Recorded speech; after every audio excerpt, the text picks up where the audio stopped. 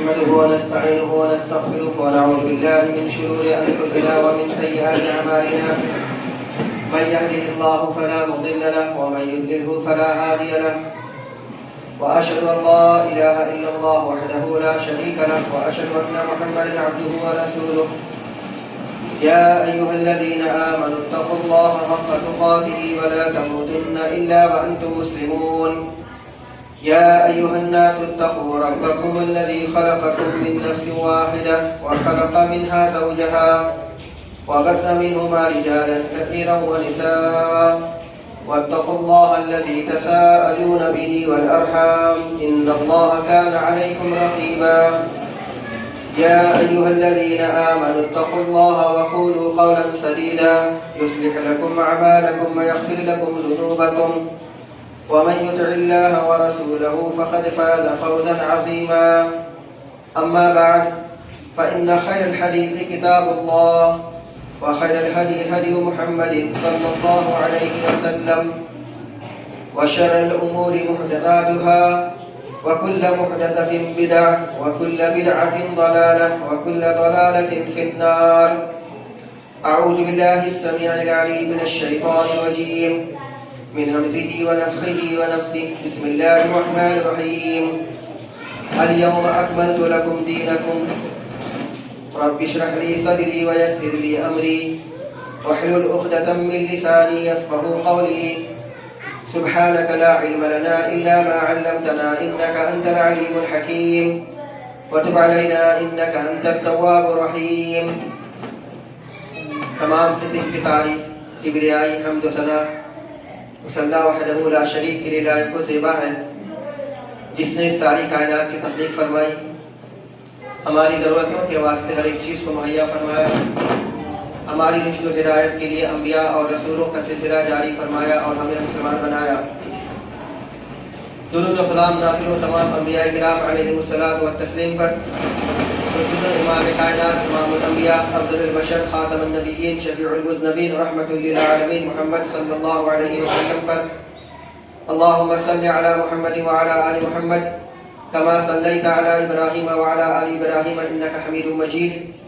اللهم بارك على محمد وعلى آل محمد كما باركت على إبراهيم وعلى آل إبراهيم إنك حميد مجيد. معزز حاضرین جمعہ، عزیز بچوں، خطبہ مسنونہ کے بعد سورہ مائدہ کی ایک آیت کریمہ کے ٹکڑے کی تلاوت کی گئی ہے. انشاءاللہ اسی آیت کریمہ کی ٹکڑے کی روشنی میں کچھ باتیں آپ کے سامنے رکھنی ہیں. اللہ رب العزت سے دعا ہے کہ اللہ تعالی ہمیں حق کہنے، حق سننے، حق سمجھنے اور حق باتوں پر عمل کرنے کی توفیق عنایت فرمائے. آمین. آیت کریمہ کا ترجمہ سن لیجیے. اللہ رب العزت نے ارشاد فرمایا، الیوم اکملت لکم دینکم. اللہ سبحانہ و تعالی نبی اکرم صلی اللہ علیہ وسلم سے مخاطب ہوتے ہوئے ارشاد فرما رہے ہیں کہ آج میں نے تمہارے لیے تمہارے دین کو مکمل کر دیا. اس آیت کریمہ میں صاف طور سے بتایا گیا ہے کہ دین مکمل ہو چکا ہے. اب دین کے اندر میں کسی نئی بات کو ایجاد کرنا یا کسی نئی بات پر عمل کرنا، اسی کا نام بدعت ہے. اللہ کے رسول صلی اللہ علیہ وسلم ہر ایک عمل کو واضح طور سے ہمیں بتلا کر کے گئے. اللہ رب العالمین سے قریب ہونے اور اللہ رب العالمین کو راضی کرنے کا جو عمل تھا، اللہ کے نبی صلی اللہ علیہ وسلم نے اس کو کر کے دکھلایا اور اپنی امت کو تاکید بھی فرمائی. صحیح بخاری کی حدیث نمبر 45 میں ہے کہ جب یہ آیت کریمہ کا نزول ہوا تو ایک یہودی نے نبی کریم صلی اللہ علیہ وسلم سے کہا کہ جو آیت کریمہ نازل ہوئی ہے، اگر یہ آیت کریمہ ہم لوگوں کی شریعت پہ نازل ہوتا تو جس دن یہ آیت کریمہ نازل ہوا اسی دن ہم لوگ اس کو عید کا دن بنا لیتے، یعنی اس کو ہم خوشی کا دن قرار دے لیتے۔ عمر بن خطاب رضی اللہ تعالیٰ عنہ نے پوچھا کہ وہ کون سی آیتیں ہیں، تو اس یہودی نے بتلایا کہ یہ وہی آیت ہے جس میں اللہ سبحانہ و تعالیٰ نے ارشاد فرمایا الیوم اکملت لکم دینکم۔ لیکن ہمارے یہاں صرف 2 عیدوں کا تصور ہے، تیسری عید یا خوشی منانے کا کوئی اور طریقہ یا کوئی عمل رسول اکرم صلی اللہ علیہ وسلم نے ہمیں نہیں بتایا۔ اسی وجہ سے ہمارے یہاں بدعات اور خرافات کا ایک ذرہ برابر بھی تصور نہیں پایا جاتا۔ آج کے خطبے میں انشاءاللہ اس آیت کریمہ کی روشنی میں بدعت اور جو لوگ بدعت والے کام کو انجام دیتے ہیں اس کی مذمت کے بارے میں آپ کو بتلایا جائے گا۔ بدعت کس کو کہتے ہیں، اس کا معنی آپ لوگ اچھی طریقے سے سمجھتے ہوں گے۔ بدعت کا مطلب یہ ہے کہ کسی کام کو کرنا یہ سمجھ کر کے کہ اس میں ہمیں ثواب ملے گا، حالانکہ وہ کام کو رسول اکرم صلی اللہ علیہ وسلم نے نہیں کیا،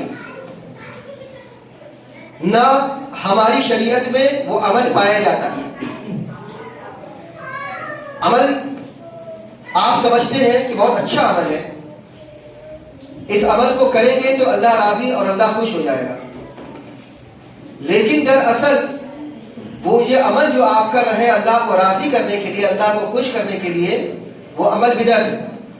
بدعت اس وجہ سے ہے کہ اس راضی کرنے والے اعمال کو اللہ کے نبی صلی اللہ علیہ وسلم نے ہمیں اور آپ کو نہیں بتلایا، جتنا اللہ کے رسول صلی اللہ علیہ وسلم نے ہمیں بتلایا اتنا ہمیں کرنا ہے۔ اب آپ یہ بتائیے کہ اللہ کو راضی کرنے کا اور اللہ کو خوش کرنے کا وہ کون سا عمل ہے جس کو نبی کریم صلی اللہ علیہ وسلم نہیں بتا کر کے گئے؟ اس کا مطلب یہ ہے اگر آپ آج اس عمل کو کر رہے ہیں اللہ کو راضی کرنے کے لیے تو نعوذ باللہ من ذالک نبی کریم صلی اللہ علیہ وسلم سے بھول ہو گئی تھی، اس عمل کو رسول اکرم صلی اللہ علیہ وسلم نے نہیں بتلایا، تو ہمیں اللہ کو راضی اور اللہ کو خوش کرنے کا وہ عمل دیکھنا چاہیے جو عمل اللہ کے رسول صلی اللہ علیہ وسلم نے کیا ہے اور ہمیں کر کے بتلایا ہے۔ بہت ساری حدیثیں ہیں اس سلسلے میں کہ جو لوگ دین کے اندر میں بدعت کو اختیار کرتے ہیں، اور اسی طریقے سے جو بدعتی ہے اس کی مذمت کے بارے میں بھی حدیثیں آئی ہیں۔ ہم کتاب و سنت کے ماننے والے سلف صالحین میں ذرہ برابر بھی بدعات کا کوئی تصور نہیں پایا جاتا۔ تمسک بالکتاب و سنہ، تمسک بالکتاب و سنہ کا مطلب یہ ہے کہ اللہ کی کتاب کو اور نبی کریم صلی اللہ علیہ وسلم کی سنت کو مضبوطی سے پکڑنا۔ جب آپ رسول اکرم صلی اللہ علیہ وسلم کی سنت کو مضبوطی سے تھامے رہیں گے، پکڑے رہیں گے، تو آپ گمراہ نہیں ہوں گے۔ یہ تصور ہمارے سلف صالحین کی یہاں پایا جاتا ہے، اور الحمدللہ ہم اہل سنت والجماعت کا یہی منہج ہے کہ ہم ذرہ برابر بھی کتاب و سنت سے ہٹ کر کے کوئی کام نہیں کریں۔ اگر ہم کوئی کام کتاب و سنت سے ہٹ کر کے کرتے ہیں تو گویا کہ ہم یا تو بدعات کو اختیار کرتے ہیں یا بدعات کو بڑھانے کا طریقہ اپناتے ہیں، اس کو ہم سوشا دیتے ہیں، اس کو ہم بڑھاوا دیتے ہیں بدعات کو آگے بڑھانے کا۔ تو یہ عمل ہمارے یہاں نہیں پایا جاتا۔ آپ دیکھ لیجئے، آپ کے سامنے میں بہت ساری حدیثیں آتی ہوں گی بدعات کے سلسلے میں۔ صحیح بخاری کی حدیث ہے اور حدیث نمبر 2697 کی روایت ہے، اما عائشہ رضی اللہ تعالی عنہا روایت کرتی ہیں کہ نبی کریم صلی اللہ علیہ وسلم نے ارشاد فرمایا من احدث فی امرنا ھذا ما لیس منہ فہو رد. غور سے سنیے گا, اللہ کے رسول صلی اللہ علیہ وسلم ارشاد فرماتے ہیں کہ جس نے ہمارے دین میں کوئی ایسا کام کو ایجاد کیا جو ہماری شریعت میں نہیں ہے فہو رد, تو اس کا وہ عمل قابل مردود ہے. غور سے سنیے گا کہ جو آدمی شریعت اسلامیہ کے اندر میں کسی کام کو انجام دیتا ہے اور وہ کام رسول اکرم صلی اللہ علیہ وسلم کی لائی ہوئی شریعت میں نہیں ہے تو اس کا وہ عمل مردود ہے. یعنی اگر وہ آدمی اس کو ثواب کی نیت سے کر رہا ہے, اللہ کو راضی اور اللہ کو خوش کرنے کی نیت سے اچھا عمل کر رہا ہے, تو اس کا عمل اس کے منہ پر مار دیا جائے, اس عمل کی کوئی حیثیت نہیں. ایک حدیث میں ہے, مشکات المصابیح کی حدیث ہے, حدیث نمبر 141, صحیح مسلم کے حوالے سے اللہ کے رسول صلی اللہ علیہ وسلم ارشاد فرماتے ہیں وَشَرَّ الْأُمُورِ مُحْدَثَاتُهَا, تمام امور میں, تمام کاموں میں سب سے بدترین کام اگر کوئی ہے تو وہ ہے دین کے اندر میں نئی نئی باتوں کو ایجاد کرنا. اور اللہ کے رسول صلی اللہ علیہ وسلم آگے فرماتے ہیں وَكُلُّ بِدْعَةٍ ضَلَالَةٍ, اور دین کے اندر میں جو کوئی نئی بات کو ایجاد کرتا ہے یہی گمراہی ہے. اس حدیث کے اندر میں صاف طور سے فرمایا گیا ہے کہ ہر بدعت یہ گمراہی ہے. کچھ لوگ بدعت کو تقسیم کرتے, بدعت حسنہ اور بدعت سیئہ. امام ابن تیمیہ رحمۃ اللہ علیہ فرماتے ہیں کہ یہ حدیث ان لوگوں کی باتوں کا رد ہے جو یہ کہتے ہیں کہ بدعت کی دو قسمیں, بدعت حسنہ, بدعت سیئہ. بدعت حسنہ کا مطلب اچھی بدعت. بدعت کبھی اچھی ہو ہی نہیں سکتی, بدعت بدعت ہے, بدعت گمراہی ہے. اور رہی بات جو اللہ کے رسول صلی اللہ علیہ وسلم کے بعد عمر بن خطاب رضی اللہ تعالیٰ عنہ نے ایک قاری کے پیچھے تمام لوگوں کو جمع کر دیا تھا اور آ کر کے عمر بن خطاب رضی اللہ تعالیٰ عنہ نے کہا تھا کہ ہذہ نعمت البدع, کہ یہ کتنی اچھی بدعت ہے. تو یہاں بدعت سے مراد بدعت لغوی مرادی ہے, یعنی یہ کتنا اچھا طریقہ ہے. یہاں بدعت سے مراد بدعت نہیں ہے بلکہ طریقہ مراد ہے. تو بدعت کی جو لوگ تقسیم کرتے ہیں بدعت حسنہ اور بدعت سیئہ, ان کا رد ہے اس حدیث کے اندر میں کہ ہر بدعت گمراہی, اور بدعت کبھی سیئہ حسنہ ہو ہی نہیں سکتی, بدعت کبھی اچھی نہیں ہو سکتی, ہر بدعت گمراہی ہے. اس لیے آدمی کو چاہیے کہ ہر گمراہی سے بچنے کی کوشش کرے. ایک حدیث دیکھ لیجیے, بہت ہی جامع اور بہترین حدیث ہے, اس میں آپ کو ہر ایک باتوں کا خلاصہ مل جائے. ارباد ابن ساریہ رضی اللہ تعالیٰ عنہ کی روایت ہے, ہو سکتا ہے کہ یہ آپ کی نظروں سے گزرا ہو یا آپ نے کبھی کسی سے سنا ہو. کیا فرماتے ہیں ارباد ابن ساریہ رضی اللہ تعالیٰ عنہ کہ ایک روز ہم کو رسول اللہ صلی اللہ علیہ وسلم نے نماز پڑھائی, پھر آپ صلی اللہ علیہ وسلم ہماری طرف متوجہ ہوئے اور ہم کو خوب ایسی نصیحتیں کی کہ اس نصیحت کو سن کر کے ہماری آنکھیں بھیگ گئی. رسول اکرم صلی اللہ علیہ وسلم صحابہ کو نصیحت کر رہے ہیں اور اتنی جامع نصیحت کہ صحابہ کی آنکھیں بھیگ گئی. تو ایک صحابی نے کہا کہ اے اللہ کے رسول صلی اللہ علیہ وسلم, ایسا لگتا ہے کہ آپ جو یہ نصیحت کر رہے ہیں یہ نصیحت رخصت کرنے والا ہے. گویا کہ یہ کسی رخصت کرنے والے کی نصیحت ہے. یعنی کوئی انسان جب دنیا سے جا رہا ہوتا ہے اور اپنے گھر والوں کو نصیحت کر رہا ہوتا ہے تو اس کے گھر والے بہت دھیان سے, بہت کان لگا کر کے سنتے ہیں کہ یہ جانے والا شخص ہمیں کیا نصیحت کر کر کے جا رہا ہے. اور نصیحت کرنے والا بھی بہت ہی دل کی گہرائی سے اس کو نصیحت کرتا ہے. تو فرما رہے ہیں کہ اے اللہ کے رسول صلی اللہ علیہ وسلم, یہ جو نصیحت آپ ہمیں کر رہے ہیں یہ نصیحت تو گویا کسی رخصت کرنے والے کی نصیحت ہے. کہتے ہیں کہ اے اللہ کے رسول صلی اللہ علیہ وسلم ہم کو وصیت کیجیے. اگر ایسی بات ہے تو ہم کو وصیت کیجیے. تو آپ صلی اللہ علیہ وسلم نے صحابہ کو وصیت کیا. کیا وصیت کیا؟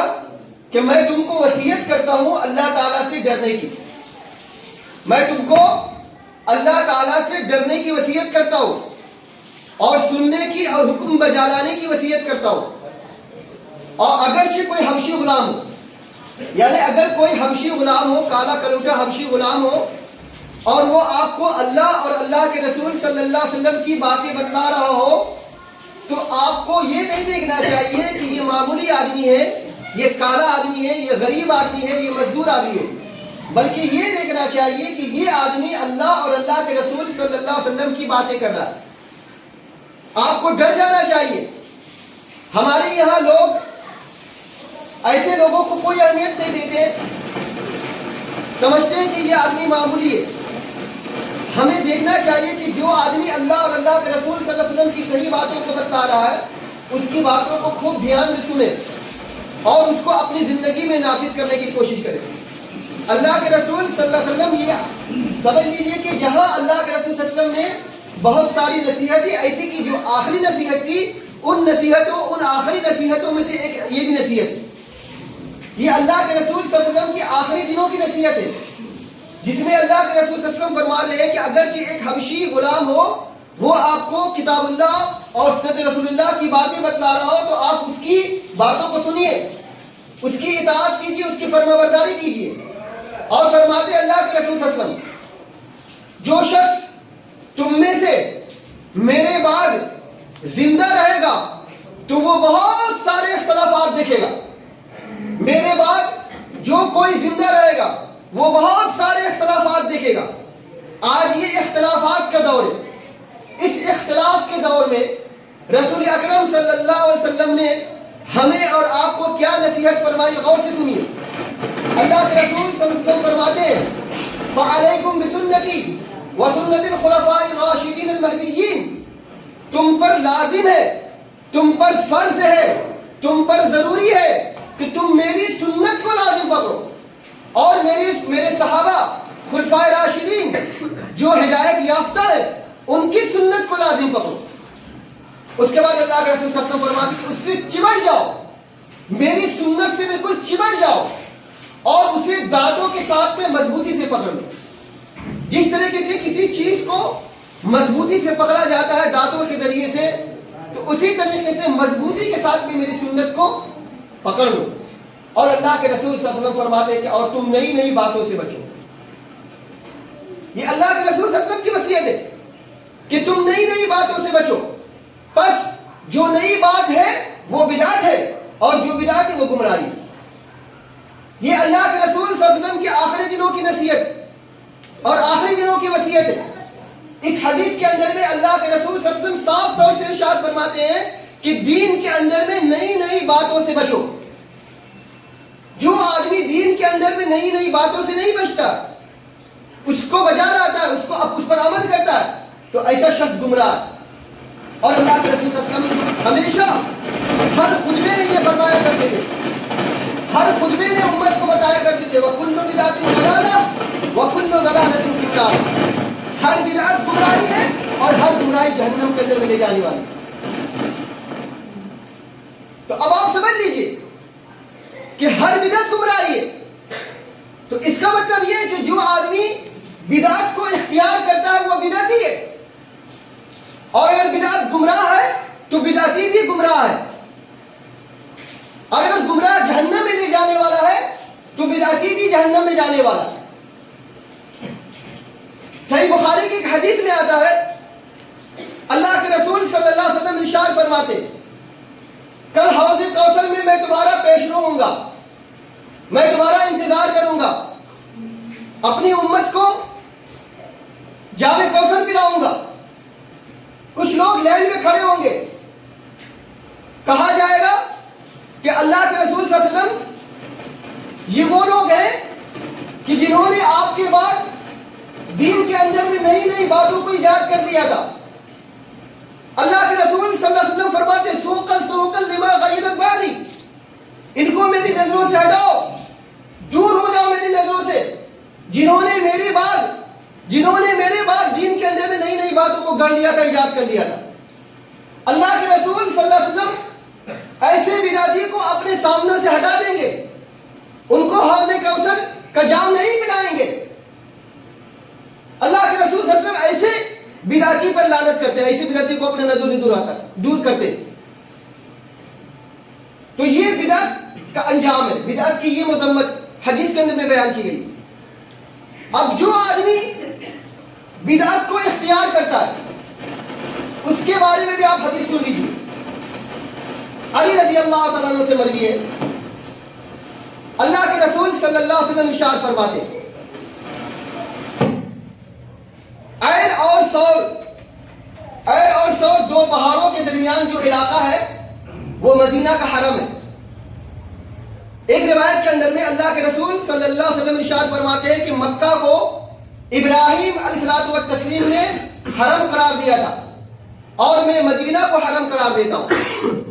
اور حرم کا جو علاقہ ہے عین اور سور، یہ دو پہاڑیوں کے بیچ کا علاقہ ہے۔ ان دو پہاڑیوں کے بیچ کے علاقے کو اللہ کے رسول صلی اللہ علیہ وسلم نے حرم قرار دیا اور فرمایا، رسول اکرم صلی اللہ علیہ وسلم نے، جس نے اس علاقے کے اندر میں کوئی بدعت ایجاد کی یا کسی بدعتی شخص کو پناہ دی تو اس پر اللہ تعالی فرشتوں اور تمام لوگوں کی لعنت۔ جو آدمی اس حرم کے اندر میں بدعت کو اختیار کرتا ہے یا کسی بدعتی کو پناہ دیتا ہے، اس پر اللہ کی لعنت، اس پر فرشتے کی لعنت اور اس پر تمام لوگوں کی لعنت۔ اللہ کے رسول صلی اللہ علیہ وسلم فرماتے ہیں کہ قیامت کے دن نہ تو اس کا کوئی فرض قبول کیا جائے گا اور نہ تو اس کی کوئی نفل قبول کی جائے گی۔ صحیح بخاری کی حدیث نمبر 1870۔ اس حدیث کے اندر میں ایک لفظ ہے محدثہ کا لفظ اللہ کے رسول صلی اللہ علیہ وسلم نے استعمال کیا، من آوا محدثہ کا مطلب یہ ہوتا ہے بدعت پر راضی ہو جانا، بدعت کو برا نہ جاننا۔ اگر کوئی آدمی بدعت پر راضی ہو جاتا ہے اور بدعت کو برا نہیں جانتا ہے تو اس کا مطلب یہ ہے کہ اس نے بدعتی شخص کو پناہ دی۔ جو آدمی بدعت کو برا نہ جانے اور بدعت پر راضی رہے تو اللہ کے رسول صلی اللہ علیہ وسلم فرماتے ہیں کہ ایسے شخص پر اللہ کی لعنت ہے۔ یہی وہ آدمی ہے جو بدعتی کو پناہ دے رہا ہے۔ اب آپ کہیں گے کہ یہ تو حرم کا معاملہ ہے، عین اور سور کے درمیان کا علاقے کا معاملہ ہے، تو اس کا کیا مطلب ہے کہ جو آدمی عین اور سور کے درمیان پہاڑی کے علاقے میں بدعت اختیار کرے تو اس پر اللہ کی لعنت ہے، اور جو آدمی ان علاقوں سے ہٹ کر کے کسی بھی زمین پر بدعت کو اختیار کرے تو جب پھول برسائے گا اس پر اللہ کی لعنت نہیں ہوگی۔ اس لیے محدثین نے کہا ہے کہ تمام علاقوں کے اندر میں اگر کوئی بھی آدمی بدعت کو اختیار کرتا ہے یا کسی بدعتی کو پناہ دیتا ہے، بدعتی کو پناہ دینے کا مطلب آپ کو سمجھ لیجیے اچھی طریقے سے، بدعتی کو پناہ دینے کا مطلب یہ ہے کہ اس کے بدعت پر راضی ہو جانا اور اس کے بدعت کو برا نہ جاننا۔ اگر آپ کسی کی بدعت کو برا نہیں جان رہے تو گویا کہ آپ اس کو پناہ دے رہے ہیں، اور ایسے شخص پر اللہ کی لعنت ہے، فرشتوں کی لعنت ہے، تمام لوگوں کی لعنت ہے۔ اس کی نہ تو فرض قبول کی جائے گی اور نہ تو اس کی نفل قبول کی جائے گی۔ ہم اسلاف، ہم سلف صالحین کے ماننے والے، ہم کتاب و سنت پر کی اتباع پیروی کرنے والے، ہمارے یہاں ذرہ برابر بھی بدعت کو کوئی قبول نہیں کرتا، ذرہ برابر بھی۔ آپ دیکھ لیجیے، ایک حدیث ہے، ایک روایت ہے، سنن دارمی کی روایت، صحیح درجے کی روایت، ابو موسیٰ اشعری رضی اللہ تعالیٰ عنہ بیان کرتے ہیں کہ انہوں نے مسجد میں ایک جماعت کو حلقوں کی شکل میں دیکھا کہ مسجد میں بیٹھے ہوئے وہ نماز کا انتظار کر رہے تھے، ٹولیاں بنی ہوئی تھی، گروپ بنا ہوا تھا، ٹیم بنی ہوئی تھی، اور ہر ٹیم میں ایک آدمی ہوتا تھا اور سب کے ہاتھ میں کنکڑیاں ہوتی تھی، کنکڑی دانا، جس کو ہم آج تسبیح کے نام سے جانتے ہیں، دانے تھے سب کے ہاتھ میں۔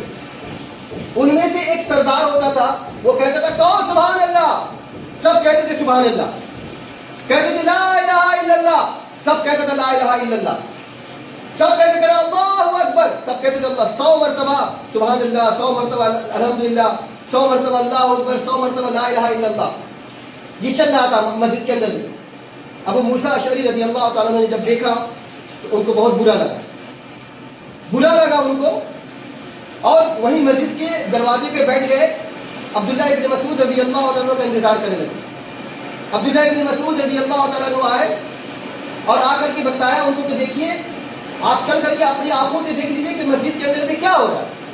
عبداللہ ابن مسعود رضی اللہ تعالیٰ عنہ آئے اور آ کر کے دیکھا ان لوگوں کہ یہ لوگ ایسا کام کو انجام دے رہے، ٹولیاں بنائے ہوئے ہیں، ہر ایک کا ہاتھ میں ایک دانہ ہے، کنکڑی ہے، اور ہر ایک اس میں سے ایک آدمی کہتا ہے کہو سبحان اللہ تو سب لوگ کہتے ہیں سبحان اللہ، کہو الحمدللہ تو سب لوگ کہتے ہیں الحمدللہ، کہو لا الہ الا اللہ تو سب لوگ کہتے ہیں لا الہ الا اللہ۔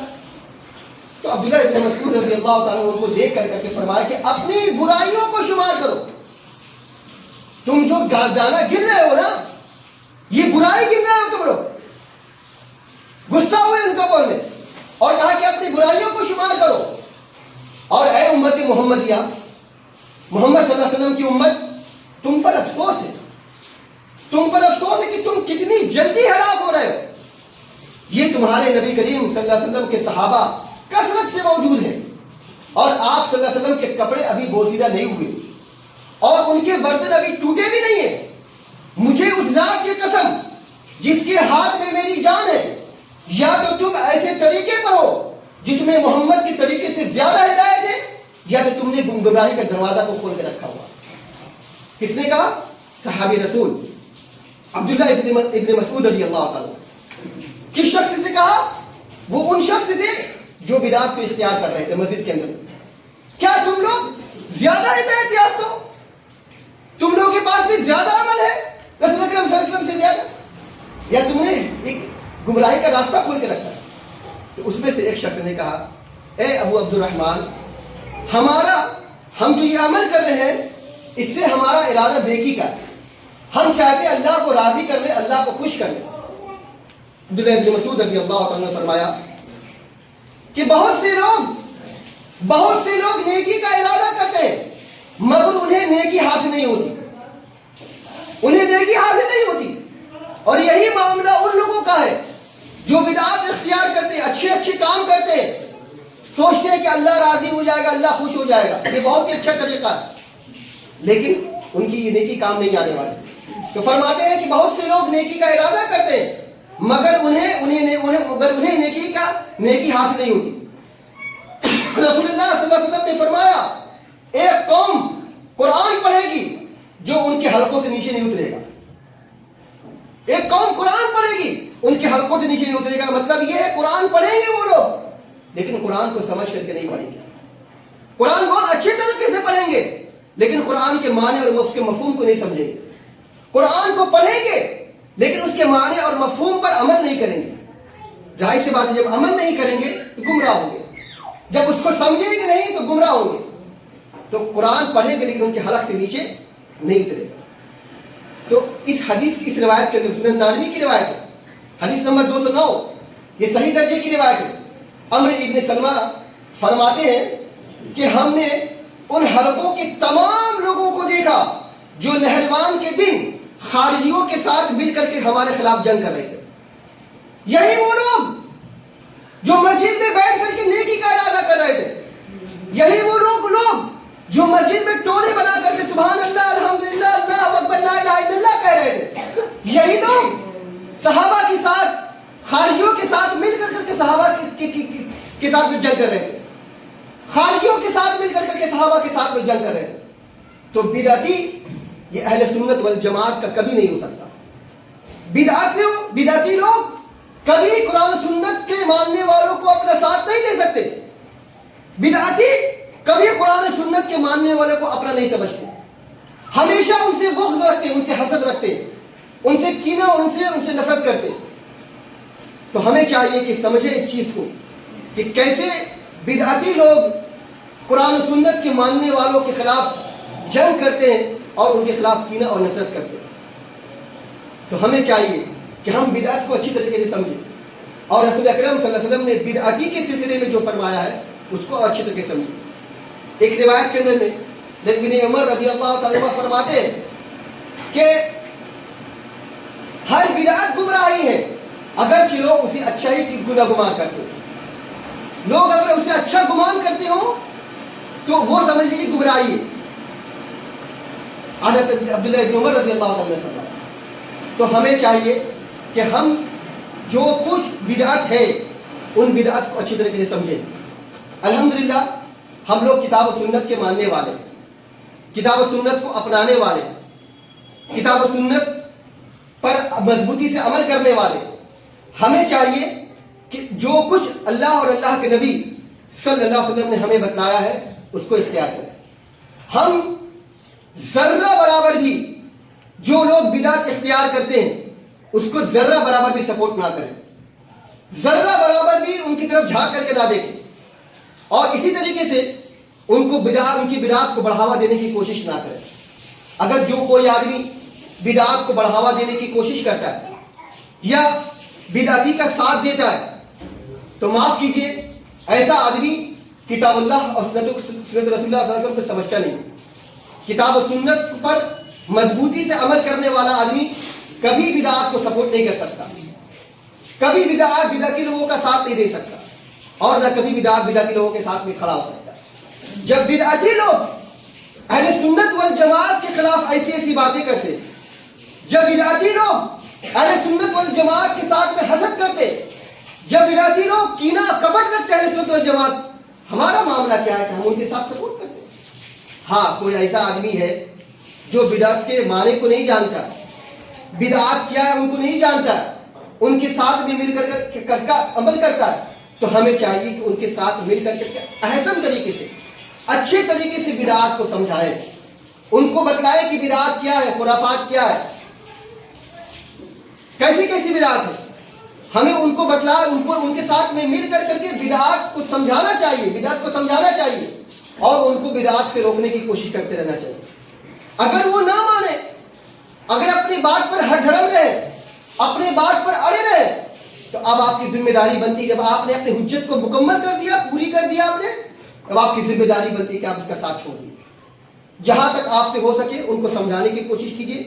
الحمدللہ اہل سنت والجماعت کے لوگ اس طریقے سے بار بار ہر بار جب بھی کوئی موقع آتا ہے تو بدعات اور خرافات کے خلاف آواز کھڑا کرتے ہیں، ان کے خلاف آواز نکالتے ہیں، لوگوں کو بتلاتے ہیں۔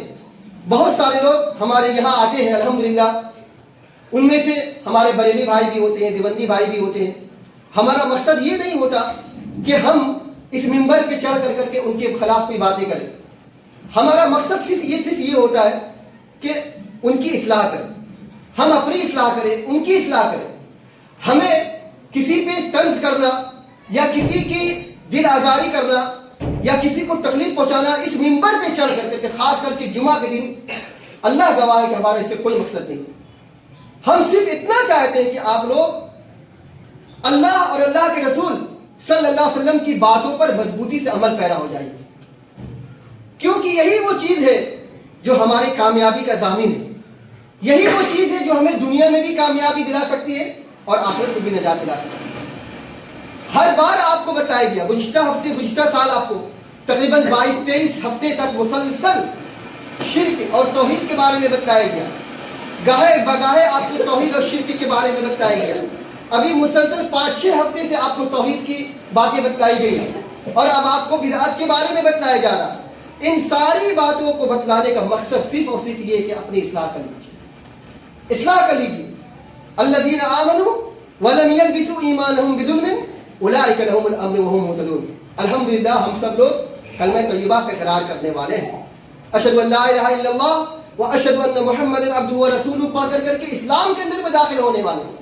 تو ہم لوگ جب مسلمان ہیں تو مسلمان کو کیا نصیحتیں کی ہیں اللہ کے نبی صلی اللہ علیہ وسلم نے، اور مسلمانوں کو کن کن چیزوں سے بچنے کی تاکید فرمائی ہے اللہ کے رسول صلی اللہ علیہ وسلم نے، ہمیں اس پر بجا لانے کی ضرورت ہے، اس کو سمجھنے کی ضرورت ہے۔ بہت سارے لوگ آپ کو بہت ساری باتیں بتلائیں گے، ان کی باتیں بہت ساری ایسی بھی ہوں گی جو ان کے اپنے پیٹ کا معاملہ ہوگا، اپنے پیٹ کو سنبھالنے کے لیے یا اپنے پیٹ کو پالنے کے لیے ایسی بہت ساری باتیں بتلائیں گے، لیکن آپ کی ذمہ داری بنتی ہے کہ جو آپ کو اللہ کی بات اور رسول اللہ صلی اللہ علیہ وسلم کی صحیح بات آپ کو بتلاتا ہو، آپ کا فرض بنتا ہے کہ آمنا و صدقنا، ایمان لائیے، سر جھکا دیجیے، ایمان لائیے، سر جھکا دیجیے۔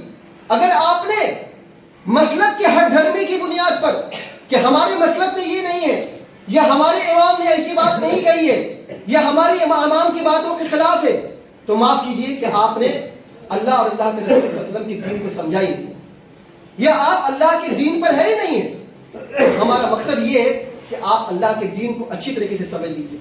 بہت ساری باتیں ہیں، آپ لوگ ہمارے یہاں آتے ہیں کتاب و سنت کی باتوں کو سننے اور سمجھنے کے لیے آتے ہیں، ان باتوں کو سنیے اور سن کر کے اپنی اصلاح کرنے کی کوشش کیجیے، اپنے بال بچوں کی اصلاح کرنے کی کوشش کیجیے، خود کی اصلاح کرنے کی کوشش کیجیے، سماج اور معاشرہ اور خاندان کے جو لوگ ہیں ان کی اصلاح کی کوشش کیجیے، اس لیے کہ یہی وہ چیز ہے جو آپ کو آخرت میں نجات دلا سکتی ہے۔ اللہ تعالیٰ سے دعا ہے اللہ سبحانہ و تعالیٰ ہم سبوں کو صحیح معنوں میں دین کو سمجھنے کی توفیق عطا فرمائے۔ لا العالمین ہم تمام مسلمانوں کو بدعات اور خرافات سے بچنے کی توفیق عطا فرمائے۔ لا العالمین ہم تمام مسلمانوں کو بدعات اور خرافات کو سمجھنے کی توفیق عطا فرمائے۔ لا العالمین ہمیں جو بیمار ہیں انہیں شفائے کاملہ عاجلہ عطا فرما، جو پریشان حال ہیں ان کی پریشانیوں کو دور فرما، جو قرض دار انہیں قرضہ ادا کرنے کی توفیق عطا فرما، ہمارے مسلمان بچے اور بچیوں کی حفاظت فرما۔